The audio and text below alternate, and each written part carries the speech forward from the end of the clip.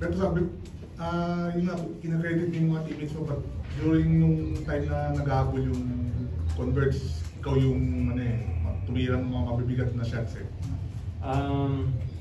Yun nga, first half, ganun nilalaro namin sa team. And alam nila, makakatanggap talaga sila ng tira. Lahat ng tira namin, lahat. Pantay-pantay kami lahat, nagtatrabaho kami. So, pagdating ng game, kailangan ng extra. Yun, buti na lang yung shoots. Coach, you're tied for the lead with Magnolia. Everything seems fine right now, but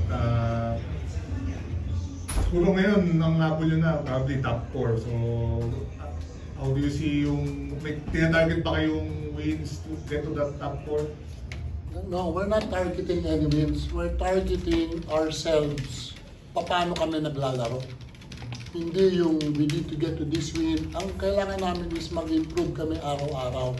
Every practice, every minute, every game, kailangan every day mag-improve. If it translates to win, then so be it. Pero mas interesado kami sa nilalaro namin ng offense at defense. And it's always a luxury to have a Robert Bolick in your team. Na alam niya na end game, alam ni Berto when it is his time.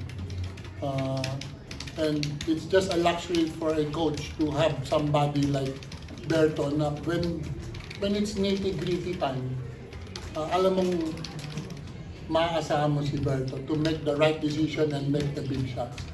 And he's makes a luxury for me.